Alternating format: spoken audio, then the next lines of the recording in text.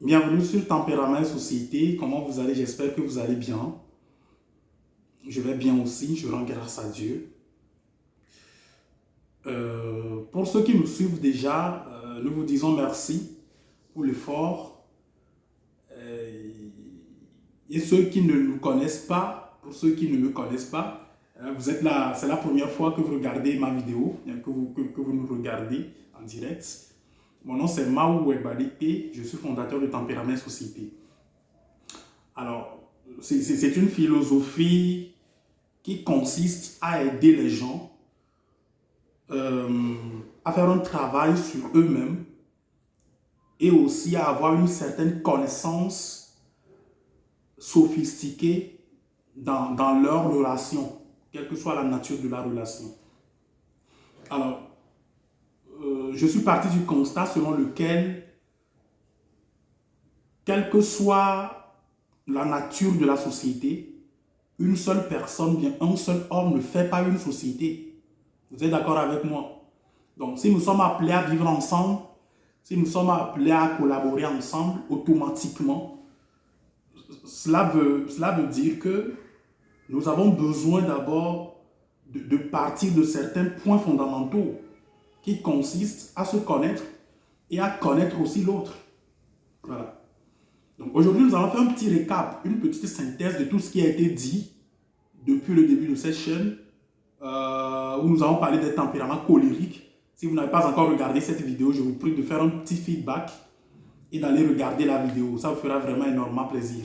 Vous allez vraiment apprendre de cette vidéo. Alors, et si vous êtes colérique, revenez nous le dire aussi en commentaire.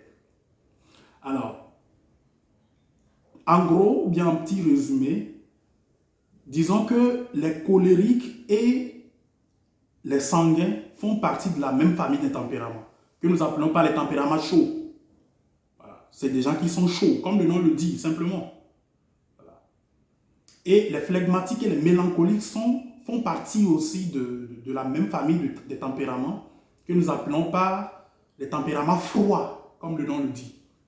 Donc, froid et chaud, qui veut dire simplement des gens, d'une part, qui n'arrivent pas à extérioriser, c'est-à-dire plutôt qui extériorisent, là je parle des tempéraments chauds, qui extériorisent leurs pensées facilement, qui ont l'habileté de parler facilement, qui s'en fichent pas mal de dire ce qu'ils pensent devant le groupe cible, devant lequel ils se trouvent.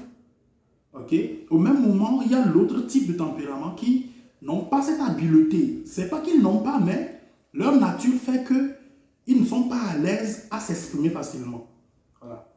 Ils ne peuvent pas extérioriser facilement leurs pensées. Et c'est de leur nature. Voilà. Donc, en éducation, nous disons que la famille est la base de toute société. Donc, c'est quand même un devoir, c'est une obligation, d'accord, pour les gens de la même famille de se connaître et de connaître le papa, de connaître la maman, de connaître les enfants. Voilà. Et lorsque nous quittons de la famille, nous rentrons dans la société, nous rentrons à l'école. C'est une obligation pour l'enseignant qui enseigne d'avoir une idée, ne serait-ce pour l'année, sur ce type d'élèves. Voilà. Cela fait partie des relations éducatives qu'on enseigne en éducation. Voilà. Et c'est une obligation, lorsque nous rentrons dans une entreprise, que le chef d'entreprise ait une idée sur ses employés. Et que les employés aussi aient une idée sur le chef d'entreprise. C'est-à-dire la nature du chef d'entreprise. Parce que l'objectif d'une entreprise, c'est une plus-value.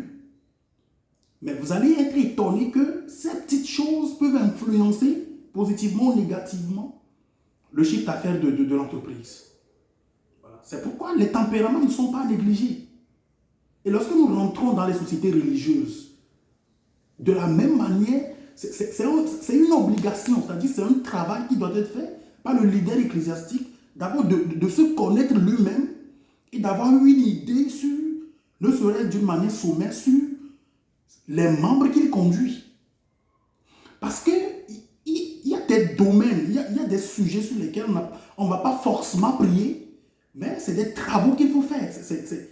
Il faut plutôt aller à la connaissance. Et dans la Bible même, parmi les disciples de Jésus, il y avait cette affaire de tempérament. L'apôtre Pierre, par exemple, faisait partie des tempéraments chauds. Voilà. Donc, c'est quand même très, très capital de se connaître et de connaître les autres. Parce que cela a un impact. Cela a un impact positif lorsque nous agissons bien et cela a un impact négatif lorsque nous en faisons une négligence. Voilà. Imaginez quelqu'un de tempérament chaud qui est en couple avec quelqu'un de tempérament froid. Et imaginez un chef de tempérament chaud qui n'a que des employés froids. Voilà. Donc la thématique s'avère vraiment très très très capitale.